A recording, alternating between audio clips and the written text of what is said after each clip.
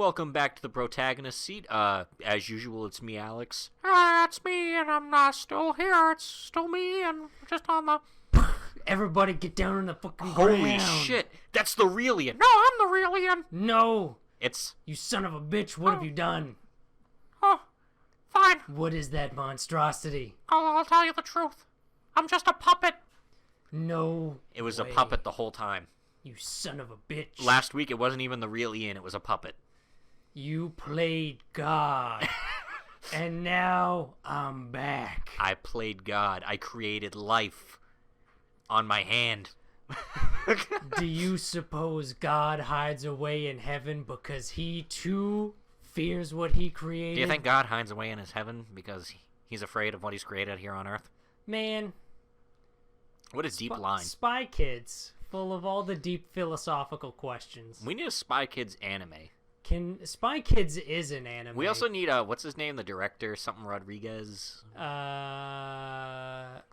Escargot Rodriguez. Yeah, we need Escargot Rodriguez to direct the Spy Kids anime. Yeah, I'm good with that. Part of me in my mind feels like that might be a thing. Escargot Rodriguez? Or like an animated Spy Kids. Oh. I mean, like, the one where they go into the video game is basically an animated Spy Kids. Isekai Spy Kids. Isekai Kids. I hate getting hurt, so I went to go save my spy sister. I hate getting hurt, so I went to go You know what's save funny? Frankie That's not even a good movie, but like that's the Spy Kids I remember the most because Me too. like Stallone was the bad guy in that one. Yeah. I'm the guy who created the video game world. I'm your video game character in the video game world. I'm a coder. I'm a experienced coder. I'm really good. I put the video game on and I throw it out online, you guys. You guys got thrown out online. You get it? I throw it out online. All of you guys. You get it? You watch it? I got thrown out online. Yeah, my favorite anime. Throw it out online. Anyway, this is Protagonist here. I'm Alex, that's Ian. We watch 10 shows every season. We're down to 9. You son of a bitch. What did you do? Yeah. Where'd that 10th show go? Listen, if you want the 10th show back, you gotta play Sword Art Online. You gotta play my Throw It Out Online game. This has been a long opening bit, so we're gonna move on to FGO. Hey, we're fighting. Fate Grand Order. So Gorgon showed up. The Gorgonites. And then she dies almost immediately as she shows up. She sacrifices herself, and it's not Gorgon, it's Anna. Yeah, goodbye. Goodbye. You did it. And then then Tiamat gets to the city, and everything looks bleak. Gilgamesh takes a hit for Ritsuka because he's about to get sniped. Don't worry, it's And fine. yeah, and Gilgamesh is like, "Fear not, it is only a mortal wound."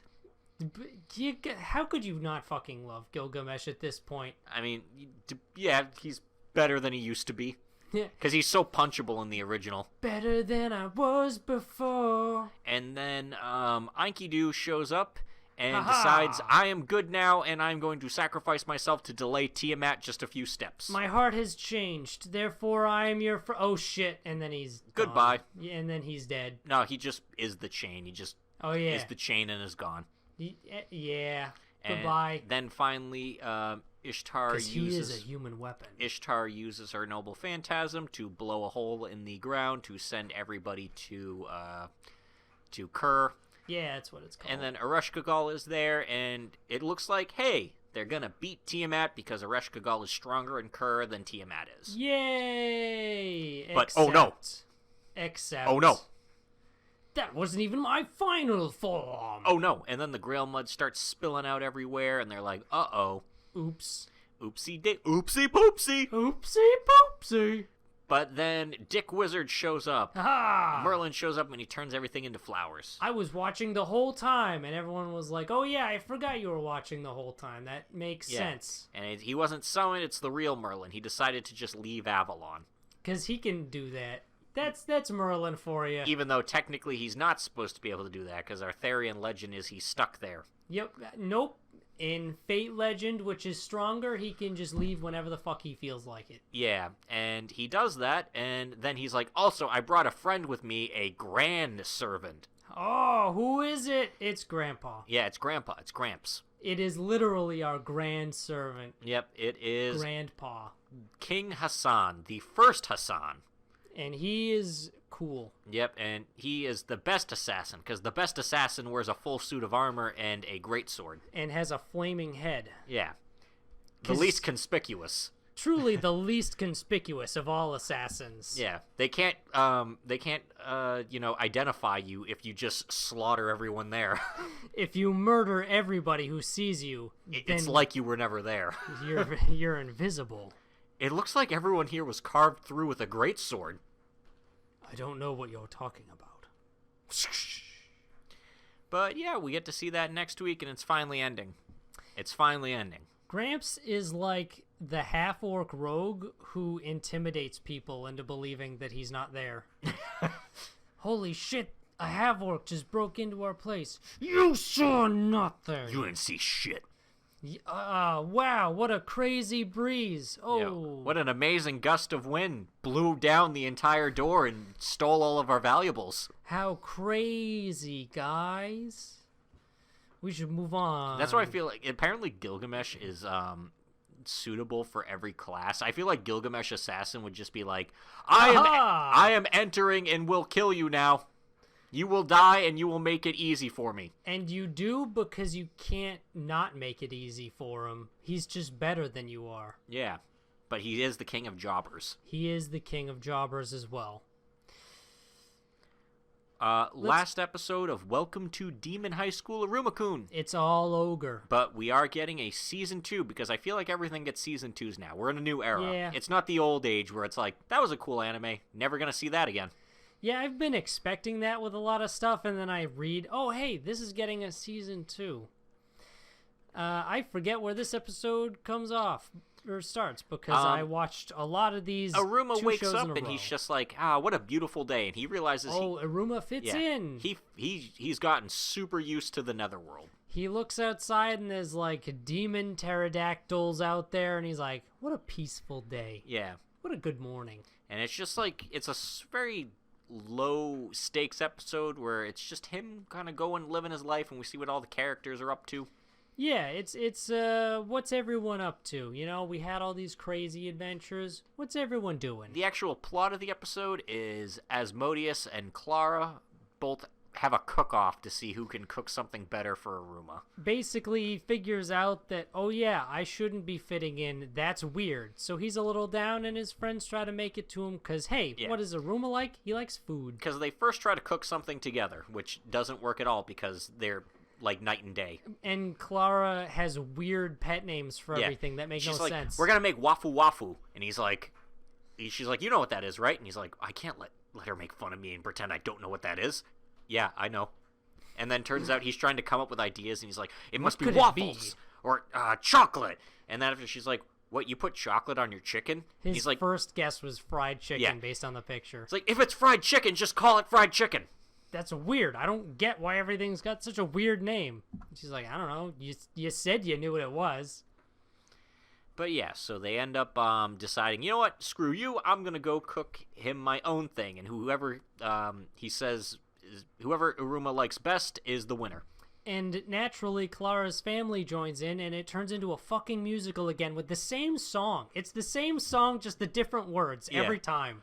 And Asmodeus is busy cooking with all his servants just watching him like, amazing! And he's like, no, it's not good enough. It could be better. I need to be better. Yeah, she's probably planning something really extreme over there, and it just cuts to her and her family doing the dance around the pot. Love is the best ingredient. And so he decides to cook a fish, but he's terrified of fish for some reason. You know what? Maybe he just is. Maybe he's just afraid of fish. And then they bring it to Iruma, and he tries both of them, and of course he loves both of them. He's like, these are great. And they're like, but whose is better? And so they both start shoving their food in his mouth. And he's like, wait a second. It's better together. Bam, bam. Almost like Asmodeus and Clara are better together. They're better. Guys, friendship was the true missing ingredient. And then they both were like, well, at least he's happy, so they fist bump. They fist bump, and it gives off that little sparkly sound effect. And everything's all good, and we get to see everything. Everything at Babbles is just everything at Babbles. Everything's great. And Everyone's having a good time. And then the next morning, Sullivan goes to wake him up, and he's like, Iruma, wake up, time for school. And then you just hear, shut up, old geezer. Why you gotta be so loud? It's too damn early in the morning for this. What the fuck? And then, bum, bum, bum, it's evil Iruma. Turns out living in the netherworld has side effects. Well, good thing we only have to wait until fall or spring 2021 to find that out. Only a full year and some change. Yep. Oh boy. So I'm gonna call that a soft read the manga. Yeah, If you want to move a little that's quicker. that's a soft read the manga. That's a soft read the manga. Read a soft manga. Read a soft core manga. Guys, read softcore manga. It's really good. Darwin's game. So yeah, everyone just bullets in this series I feel like are just They like don't mean anything. they don't mean anything. Bullets don't fine. matter. So Iruma. Iruma. Yeah. So the main character has his duel with the leader of the boxer club, and the guy, he uses guns on a guy who's just a martial artist, and you can't dodge bullets, man. I don't care how good martial artists are. No, but he can. It doesn't matter. It's like that fucking scene with Indiana Jones with the guy with the sword, and he just he like just shoots him. Yeah. This dude is very fast, I guess, because he just fucking dodges bullets. He manages to get pinned down behind a pillar, but also this dude, okay, so the Coliseum is like a ruined Coliseum looking stadium. My dude, my martial arts brother, fucking picks up this huge block of stone and starts running at the main character with it, deflecting the bullets. Shoot his legs. Guns and bullets don't matter, guys. It doesn't matter anymore. Yeah, but they basically reach like sort of like a draw where he gets the other guy to use his sigil. Basically by pulling a grenade out point blank and being like, I'm gonna fucking blow both of us up. But yeah, he instead was doing it as a fake out and just used a flashbang instead. He was like, hey, you're pretty crafty, I give. Yeah. Hey, you're pretty crazy. Yeah, you're pretty crazy. I guess we'll form that alliance. We're equals now, I suppose. And then the Chinese assassin lady shows up and is just like, I'm going to borrow this man for a bit. I'm poaching him. Goodbye. And then our party reconvenes at home base to be like, yeah, some crazy and fucking... Suika, I think that's her name, she's pissed. She's like, what do you mean you just let him take him? I don't know. She had energy swords and some bullshit. I thought I was dead. Yeah, some dumb thing about like the non-existent like Chinese martial arts where it's like she can knock you unconscious with just a thought. It's not even an actual touch. With a thought of energy chi that she directs as swords. It doesn't matter. She's got weird dumb bullshit and it's not her perk. Yeah, and so she's taking him away in a limo, and she's like, yeah, so I'll cut to the chase. I want you to join me instead. Also, I'll have your babies. Yeah, we need to make assassin babies. Because we're going to be the best assassin couple ever. We're going to be the assassin family. We're going to be Mr. and Mrs. Smith. We're going to be Mr. and Mrs. Smith, and you're going to love it. It's going to be great. And he's like, no, because my guild's going to come and save me. And also, my whole gimmick is that I don't kill people. Yeah. So that So he's makes like, assassinating kind of hard. I'll join you if you can successfully escape my guild without killing anybody. And she's like, okay, that should be easy. And it's a little bit harder than first anticipated. Yeah, because also they got a cool like sort of They get a cool like army Hummer. Yeah, it's a military Humvee. Yeah, and they got Ryuji driving it. Also, their name is the Sunset Ravens. And I love the scene where the analyst is like, "Why are we named Sunset Ravens, by the way?" And everyone has their own answer, and they all say it at the same time. Yeah. Like I think Ryuji's is just like, "It's badass." And the like little girl is like, ravens are actually a very family-oriented bird, and I think that's a cool thing. And Suika's like, ravens represent this in so many different cultures. That is one moment that made me audibly just like laugh. I really enjoyed that. You got me, guys. And then they basically are fighting on top of cars, all jumping around. It's And cool. there was a dumb scene, though, where she's, like, flicking shit at them. Oh, and she has... What does she call them? they're like marbles or something. Yeah, they're basically like flicking marbles. Yeah, but she's flicking them, and the analyst is like, those are too fast for me to use Laplace Demon. And I'm like, you dodge used bullets with bullets. those.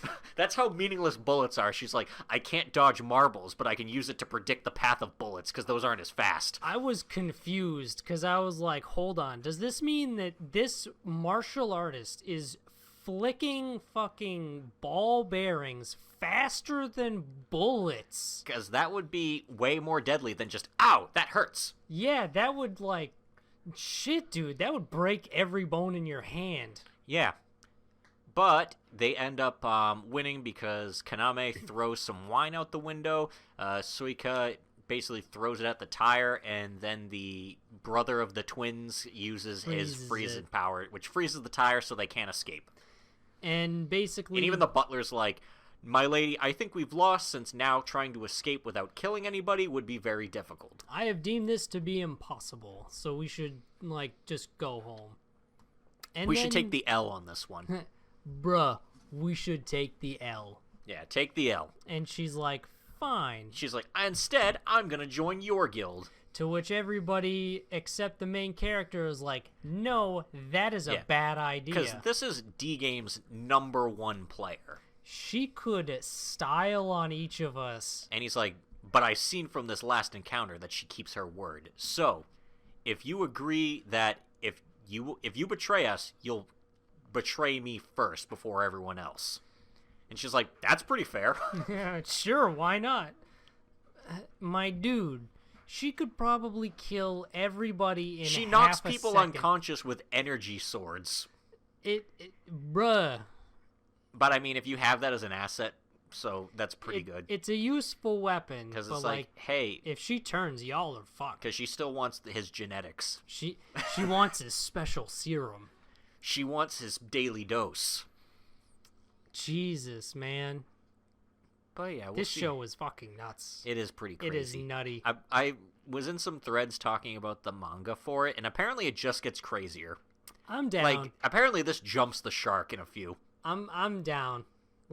You know what? Let's hold hands and jump that shark together. You got me. Toilet-bound Hanako-kun. This show does not jump the shark, kind of. Not that I can remember. Yeah, not, in this episode, she's hanging out in class when all of a sudden a cool, handsome, older senpai wants to talk to her. Guess who it is? It's the dude that hangs out with the green-haired girl. Yeah, the bad guys. Yep, and so he essentially kidnaps her because he brings her to an isolated area, and she's like, why do you have a goldfish container? And he's like, why do I have a goldfish container? As soon as I saw that, I was like, Nene, you're walking into the most obvious And then trap. evil Hanako, which turns out is his brother Tetsuo, dumps a bucket of water on her, and then she gets turned into a fish and brought to a boundary field. And they take her. And then they just kind of chill and have some chill talks over tea. Oh, and they dress her up, too, for some reason. Yeah, they change her clothes. I am not sure why.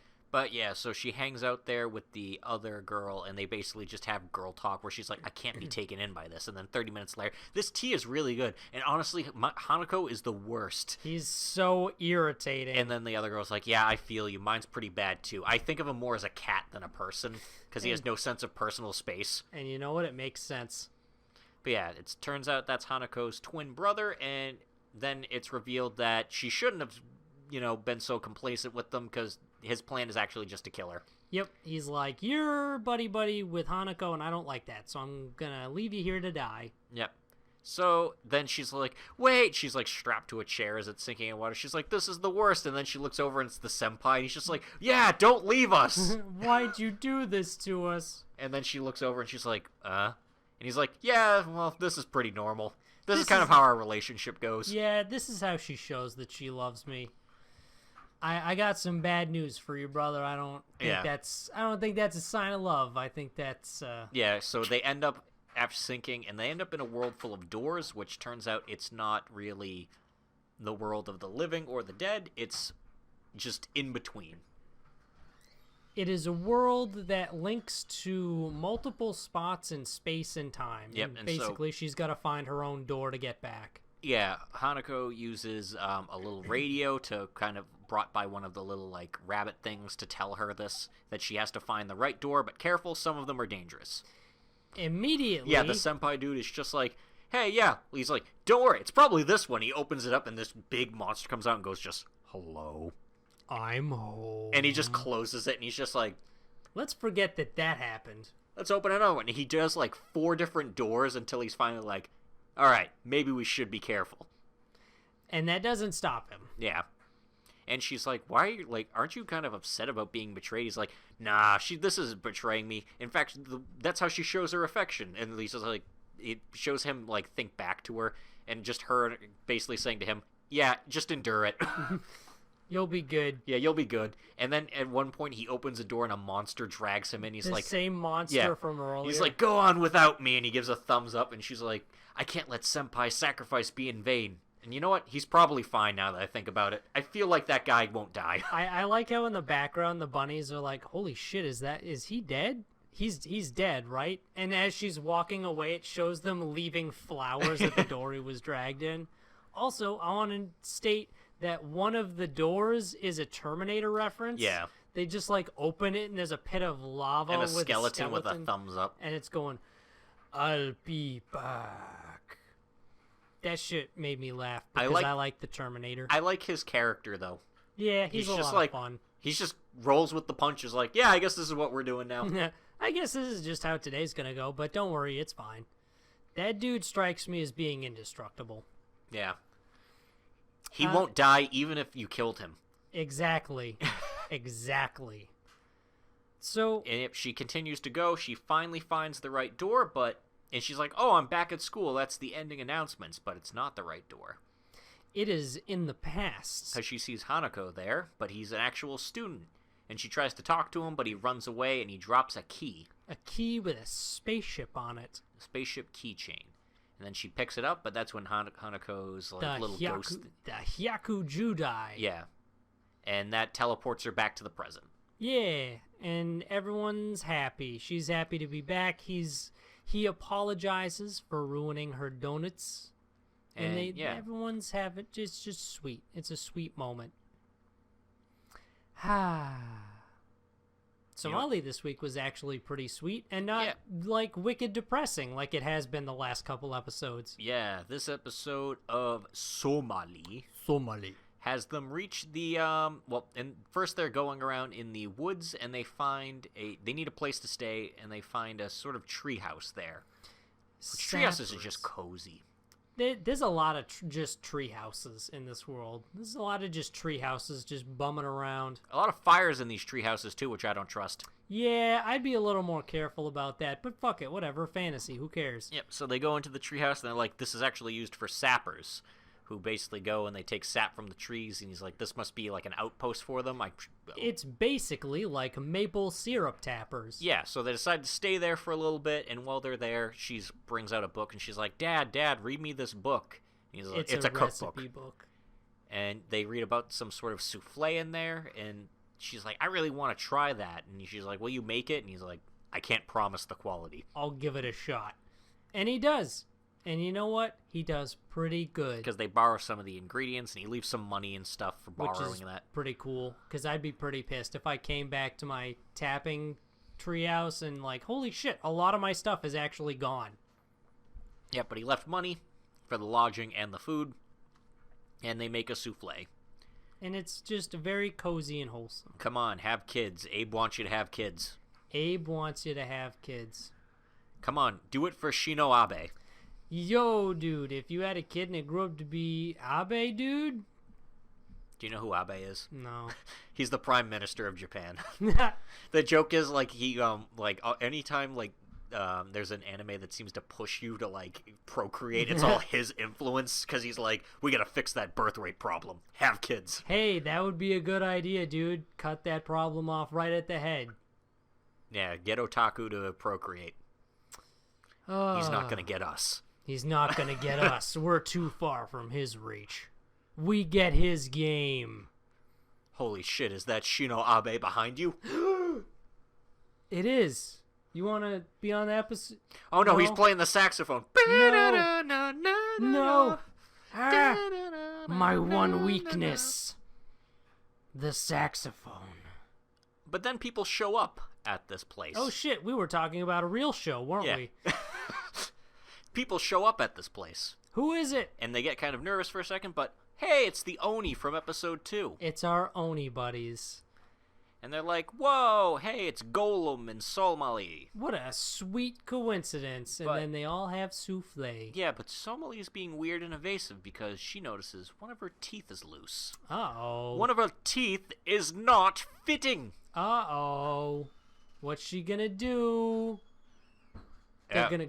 They handle that later. Ironically enough, the town they go to has a dentist, and it's famous for having dentists. Yeah, ironically enough, this rogues town full of dangerous thieves and criminals, they got some real good dentists. Yeah, and they talk to the dentist, and he tells them all about... He's a little mouse. Yeah, he tells them about dental procedures, and obviously it sounds terrible, because when you talk about removing teeth, it doesn't sound fun. Yeah, it turns out dentistry doesn't sound like fun, guys. I don't know if you figured this one out yet. Yeah, but Somali is now nervous because she doesn't want to mention that her tooth is loose. And they end up walking through the alleyway, and some punks try to, like... She accidentally shake bumps... 'em down. Yeah, she bumps into some punks, and they're just like, hey, is this your kid? Well, you owe us for that. Give us 1,000 money. I do not have that. I don't have that. And then they all fight, and it's cool. Yeah, and obviously these dudes get the shit kicked out of them because the Oni dude's pretty strong, and we already know how strong Golem Daddy is. Yeah, Golem Daddy could take all of these dudes one-handed. Yep, and so, but she ends up falling and her tooth comes out. Yep. Bam. Face first, right into the ground. And she's all sad, she freaks out about it, and then they go to the dentist, and he's just like, oh, that's just a baby tooth. Those are all supposed to come out. And the Golem's like, I had no knowledge of baby teeth. And then I do like this scene where he gives them like a little like holder thing to put the teeth in. It's like, yeah, some parents like to collect those. And he takes it and he's just like, we don't need any extra things to carry during this journey. We need to travel light. And then he's like, all right, I can just throw it out for you. And then he stops and he's like, on second thought, I will hang on to it. I will keep this. Because, you know, he's Golem Daddy. He's Golem Daddy. He doesn't know he's Golem Daddy yet, but he knows it. Yeah. He is. He just doesn't know he is. He is, but he doesn't know it. So basically, they're still trying to find a place to sleep. And then, some dude is like, hey, did you guys beat up those ruffians earlier today? Yeah. And he's like, that was awesome. I could use some security, so I'll give you guys free lodging if you basically be my bodyguards. Stay at my place outside of this dangerous town, and then be my bodyguards inside the dangerous town. Yeah, so they got a nice little cottage that they can stay at. It's cozy and nice. Yeah. And we're going to get our Oni buddies for a while, so that's cool too. Yeah, we like those guys. Yeah, they're good guys. Guys, if you ever meet those Oni guys, not the ones from traditional Japanese myth, but these specific Oni guys, they're pretty cool. Give them a dime. Get some like medicine from them. Yeah. Show by rock, mashu mashu. Fuck fantasy. We're on music now. Yep. So, in this episode, it's about the boys. Specifically, I think his name's Yasu. Yes. I was very pleased to be able to come back to a boys episode, because boys episodes are the best episodes. The boys episodes are the best episodes. The girls ones are pretty good, but the boys ones just shine. Even this one specifically. Top tier. The principal's getting mad at them because they're not really taking music serious enough, and he mentions how, like, music is supposed to, you know, open up the hearts of people. You gotta change people's hearts. And that actually speaks to Yasu a little bit, but not everyone else. They're still like, fuck it, we like to fight. Yeah, they're still fighting with each other, and he's like, I could be doing better than this. And then he's walking through the streets, and a guy who is clearly the principal is walking by, and he's like doing weird dances and stuff, and instead he's wearing a suit, and he has a like a tie-dye sash over his other eye. Yes, because I guess he doesn't need his eye patch. Nope. Also, he doesn't need his mustache. That's fake, because he doesn't have it in his, like, his talent agent form. His facial hair is fake. His eye patch is fake. What? Guys, the principal character has a lot of depth that we didn't know about previously. Also, his voice actor is just fucking great. Yeah. It's the same guy who does Kojiro in Fate. Oh. And he was Sir Nayadai recently in My Hero. Both yeah. characters whose performances I solidly love. So he tries to, like, convince Yasu to go solo, and he's like, hey, I want you to join my talent agency. He's like, maybe I should, like, consult with the band. He's like, nah, we don't need the band, just you. You. And he's like, give me a call, tell me what you think. And he decides after, when he sees his band fighting more, fuck it, I'm gonna try going on my own. Hey, do you guys want to join that festival the principal was talking about? Nah. And they're trying to promote him by, like, doing, like, headshots and stuff, or, like, you know, like, they have him in a costume. They like, do a sexy male idol shoot. Yeah, they have him basically look like a prince, like, male idol thing. And he's just, like, taking first, like, yes! More sexy! Perfect! Wow! It's so good. He's so extra. He's, like, he's basically, like, bending over backwards. Just like, yes! I love it! More! Yeah, they were all looking through the, they end up, looking through Yasu's notebook because he forgets it when he goes to practice. He's like, you guys want to do the festival? And he's like, they're like, nah, screw that, who cares? He's like, whatever, and then he leaves. Then they figure out, oh shit, that was basically an ultimatum, as evidenced by this document full of just sexy Yasu pictures. And they're like, he's planning on going solo. And then he sneaks back later like, oh man, I hope they didn't find that. They must have all gone home by now. And then they're all waiting, and they're just like, Yasu, explain this. And it's like one of the shirtless ones, and he's like, at least switch it to this one. He's like, oh, okay, explain this. And then that's when Yasu lets spill. He's like, hey, I think we could do more than music. I think we could, or more with our music. I think we can make, we can open up people's hearts with music. And the bandmates are like, you know what? You're right.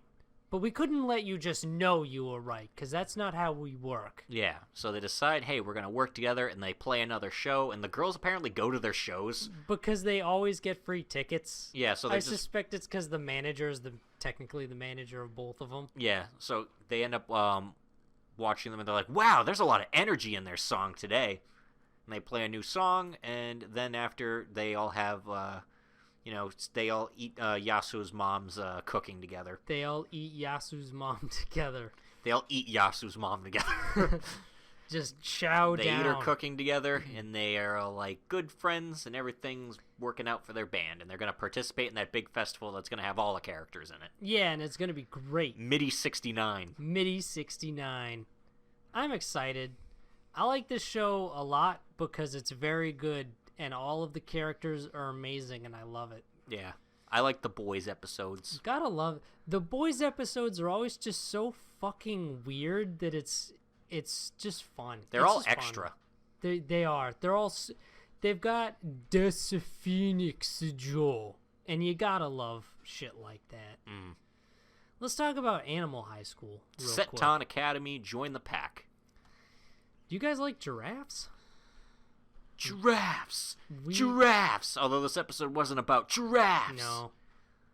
So at the start of this episode, I forget what type of animal it is, but there's some animal that's watching them. It's like this weird little like primate thing that like bashes its head into a wall. Yeah, it's fuck. Man, if only Nick was here. Nick knows all the animals. Yeah, but it's this weird little rat-looking monkey thing. It's not like an eye, is it? No. It starts with an M, I think. But yeah, basically this weird little, like, creature that... I apologize for that noise if it was picked up on the mic, by the way. It ends up, it's watching them, or it's a she, so she's watching them from the doorway, and they're like, that person's watching us. And it turns out she's a big fan of the panda. But she is super shy, and anytime the panda tries to talk to her, she gets so stressed out that she kills herself. Yeah. But the sloth wants to help her because the sloth understands the pain of dying all the time. The sloth also knows what it's like to be Kenny from South Park. Yeah, so they work super hard to try to help get her over her anxiety. And so then she meets the other members of the group and they're like, yeah, it's totally fine just as long as none of you look at her and I wear this mask. Nothing out of the ordinary here. But yeah. And yeah, that's her thing. Anytime she gets stressed out, she just bashes her head into the ground or the wall until she dies. Yeah, it's pretty pleasant to watch. Very rhythmic. Yeah. And then the B plot happens, and it turns out there's a typhoon, and the lower dorms flood, which I guess where all, like, the underground creatures live. I guess. And so Yeah, that area floods, so then some of the upper dorm students have to share their rooms, which Jin's like, I am not sharing my room with no damn animal. With no damn animals. But he goes to his room, and it turns out that the student council president, the naked mole rats, are sharing his room. Yeah, because they decided, hey, we need to put this into perspective more. We need to throw the student council president a little closer to him because she's naked. Yep. Remember, guys? And he's just like, what are you doing naked in my room? And she's just like, you're the pervert here. You're wearing so many clothes. Whoa. But yeah, so she asks him, hey, I think you should be the student council president. Think about it. You're the one trying to push for all this interspecies relations. And he's like, no. He's like, actually, and then he thinks about it. He's like, wait a second. If I became student council president, I could kick out all the animals. A truly flawless plan. And it shows a fantasy he has of him and, like, Hitomi walking. And she looks at him and goes, wow, the school is so peaceful today. That's because I used my authority as student council president to kick out all those animals. And she's like, oh, Jin. He's like, yep, it's a school just for us. Yeah, Jin is a little bit of a thirsty boy. I don't know if anyone's picked it up at any point in this series. And he's like, listen. He's like, just put on some clothes. And she's like, he's like, put it on quicker. And they're all like, you brute. And it just shows her, like, putting on clothes. And they make it, like, you know, because, again, it's lewd to her to put on clothes. So it's like a reverse, like, lewd scene. It's I actually thought that was a pretty, I like the way they handled the student council president. The naked mole rats are kind of a lot of fun to watch. But then all the students end up going to the dorm because they need help from the student council president. And she helps them all. And he's stuck sitting outside his room while everyone has, like, a one-on-one conference with her. In his room. Yep. And then he was basically like, listen, you want to talk about interspecies relations? What was just all of that? He's like, you're doing interspecies relations in your own way. Guys, relations aren't limited to romantic relations. This has been a PSA by Seton Academy. Yeah, a PSA by Seton Academy.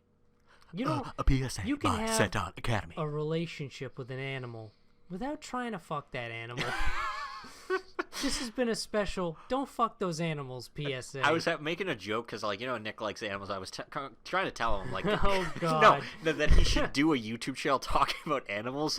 But, like, I was thinking, like, imagine if he opened every video with, like, all right, so this is an anole. You don't want to fuck it. You don't want to fuck this animal. You don't want to fuck it. Or it's like, so elephants are pretty crazy. This is my buddy here, Big Joe. Now you don't want to fuck it. Turn the blend tech. Don't breed this. Yeah. Just don't fuck this. Now here's some crocodiles. You don't want to fuck them, definitely. Believe me, you don't want to fuck them. You don't want to fuck them. The reverse croc hunter, where it's like, oh, you got this big snake over here. Or it's more like you're sitting there and you're just like, man, why does he keep telling me you don't want to fuck him? Like, how does he like? What does he feel like? Why does he feel like that's information that he needs to share? Every time. So these are chimpanzees. Chimpanzees. Trust me, you don't want to fuck them. They're close enough to us in DNA, but trust me, you don't want to fuck them. I can't title the episode "You Don't Want to Fuck Them," unfortunately. Yeah, if only. Sometimes the best dreams never come to fruition. Speaking of dreams, what about lies? Dreams and Lies. True Lies? I love that movie. Arnold Schwarzenegger is so great in that. In Spectre, all about lying. The invention of lying.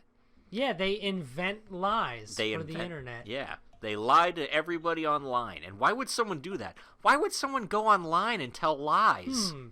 I don't know. I think someone's trying to lie to me so I don't believe in this fucking ghost going around killing people. Yep, so they put together their rational fiction, and this whole episode is just scenario number 1, which makes me sit there and go, oh, we're going to get like 4 episodes of each scenario, aren't we? On the preview, they were like, next time we do scenarios 2 and 3. Get ready for talking heads to come to fruition this like next 3 episodes. Yeah, it's gonna be a lot of talking. At least they like try to like make it visually interesting with like, you know, digitally setting the scene, having her like teleport there and stuff. I'll give them this. They put their work in with trying to make long scenes of conversation over the internet actually kind of interesting to watch. But she explains her scenario, because it's less fun to explain than it is to like watch, but like her scenario, this one, the first lie she comes up with is that he was killed by a jury-rigged like pendulum with like a cinder block that was meant to just swing and hit him in the face. Yeah. And the suspect she created for that was someone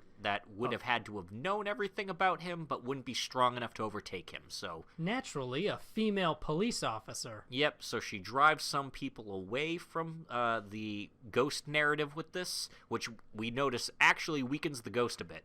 Yeah. But Kuro still gets his like head bashed in a couple of times. A lot. Kuro, you gotta give him this. Kuro fucking fist fights that ghost pretty good. Yeah, he beats the fuck out of this ghost. He like punches the ghost in the face. In its non-face, and then like hits it in the gut. It throws it down the stairs. Like, let's not forget that he broke this thing's neck before. Yeah, that's true. He snapped this ghost's neck. Kuro fucking fights a ghost. But guys. they're still having trouble because Rika also has the same power as Kuro, so she can also do her own like timeline choosing. So you got two people trying to choose different timelines by killing themselves or getting killed. Yeah, so that's why Kotoko needs to basically stack the odds in their favor by making there enough timelines for Kuro to essentially grab. Yeah, they're chipping away at its power bit by bit. Because they've already got some people with this hypothesis, but now she needs to propose her second one. Also, Saki's like, wait a second, a female police officer. I'm the one that fits that description perfectly. And she's like, oh, you noticed? Finger at me. Yeah. Oh. No, don't worry. I'm sure nothing will happen. It'll probably be fine. Yeah, because nothing bad has ever happened by starting rumors on the internet. A person fighting a fucking ghost based on rumors on the internet? Whatever. Speaking of the internet, MMOs are on the internet. MMO or PGs. Morpages. Morpages. Morpages. Morpages. So that was probably disconcerting for a lot of people to have to listen to, but that's fine. We'll move on. I want to play this MMO. It's busted as fuck, and it seems like they've stopped caring about it being busted as fuck, which is even better. Also, how are some of these people so ass? I don't know.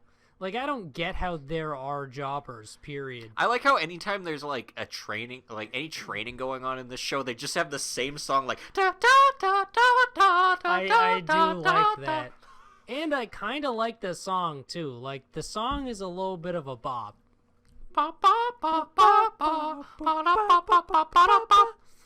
It's good. Oh, and, so Maple shows them that she has mecha powers now, and they're like, yeah, that makes sense. Nothing surprises me anymore. I like how everyone is just so, like, they expect her to go off by herself and come back a little more crazy busted. Yeah. So they end up learning about the new guild event, which is basically Guild Wars, where they have to steal the... basically, every guild has to guard an orb and steal orbs from other guilds. And the longer you hold the orbs, you get points. Smaller guilds, which like theirs, get two points because they're at a disadvantage because they essentially have to be logged in all the time. We need to balance this. Because larger guilds can be like, all right, we'll just be on a rotation. Some of us will be logged in at this time, and then some of us log in at other times. But smaller guilds don't have the luxury. And then the event starts. Yep, so they split into two teams, the attacking team and the defending team. The attacking team is going to be Sally, the samurai girl, and the shield guy. And defending team is literally Maple. Everyone else. Yeah, everyone else.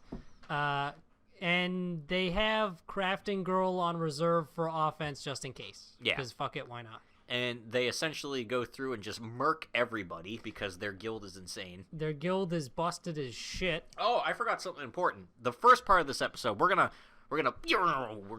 dial that back. The first part of the episode, they're enjoying swimming in like swimsuits in like a beach area. Oh yeah, that's important. And one of the members of the Blue Swordsman guys guild is watching them. The Holy Order, I think they're called. Yeah, and so Sally knows that they're watching, and she's like, yeah, I'm just here to get information on you guys. And she's like, how about we make this more interesting? 1v1 me, scrub. Yeah, 1v1 me. If you win, then I'll tell you secrets about our guild, but if I win, you tell me either about your guild or the Fire Empire. Yeah. Which is the guild run by the red-haired girl, which has a shit ton of people in it. Yeah. They're quality over quantity, that guild. You know what? That's a good way of putting it. Yeah. So basically one of those guilds that just invite everybody, like, you know, when you're playing an MMO and it's just like you get a guild invite and they don't even speak to you. Yeah. It's just like, hey, join my guild. It's like, we got 8,000 members and only like 3 are active. Whatever, it's fine. But yeah, so they end up having a duel, and it looks like Sally is really on the ropes with her. And she pulls out some abilities. Yeah, because this girl is a wizard. I'm a wizard. And she actually gives up, though, because she's like, I don't want to have to pull out any more of my trump cards, so I'll just take the L. I have learned enough about your secret moves so that I don't want to give out any of my secret moves. But it turns out Sally was lying. Yeah, she used faux secret moves. Yeah, and one of the members of the guild even mentions, like, well, it's way easier to, like, be the underdog when you're way better, or, like, play the underdog. Yeah, which makes a lot of sense. Because Sally is elite gamer. Sally could have easily just, like, sliced that poor girl in half. But she didn't want to reveal all her secrets. No secrets. Yeah, so then when they're doing the event, Sally's just running through, just murking people. She even says to, like, the 2 guildmates that she's with, she's like, you know what, you guys go take the orb back, I'm just gonna go get us some more. Yeah, I'll just go find a bunch more. And she does. She just runs through and starts shredding people. She, at one point, turns 2 guilds against each other. She is a swashbuckler, but at the same time, she feels more like she's playing a ninja. Yeah. Or like a rogue. Yeah, she's a swashbuckler, but she's a rogue. She is a swashbuckling rogue fucking ninja. She turns 2 guilds against each other and then steals uses the both of their, confusion like, to get orbs. both of their orbs. And then she actually comes across the rogue in that guy's guild. And they fight, kind of. But it's like they basically, you know, feel each other's abilities out. They just, like, clash blades. And it's cool. Yeah, it is cool because she's fighting someone who's kind of on par with how she is. And he has the exact same skills as her. And he has one god speed, which is faster than her super speed. And she uses her cascade ability to block his attacks. Yeah. And she's like, that was probably just him saying hi. That was just him saying hello. Their guild finally gets attacked, and the one guild's like, haha, this is the guild that stole all our orbs. We'll finally get revenge on them. And then Maple's excited. She's like, hey, we get to all finally fight together. This is the first time. And she pops her special angel ability. Because all their casters start, like, bombarding them with spells, and then they realize it's doing no damage. And then the archers come in, and that's not doing any damage either. And then they all get, like, absolutely destroyed, and then they finally see, like, wait, is that Maple? Oh, fuck. And then, yeah, they all get destroyed. And apparently if you die 5 times in this event, you're out. Oh. Yeah, they mentioned that at the beginning with the, like, explanation. If you die 5 times, you're out. And any guild that has no more members remaining is just out of the running. I missed that because they were talking a lot about a lot of stuff. And one of the groups that Sally steals from is the fire group people. And yes. Yeah, so then their leader's like, don't worry, I'll go after her. And then she chases her down, but she escapes. So, she's super choony, too, where she's like, Inferno Flame Sphere, Inferno Blaze. And she's, like, shooting everything. And torching everything. She sets the jungle on fire, but the girl escapes. And then after she starts crying, she's like, I'm sorry, everyone. I'm not fit to be the guild master. This is so hard. I'm done. I don't deserve it. And she immediately shut up in character points. Yeah, I'm like, that's cool.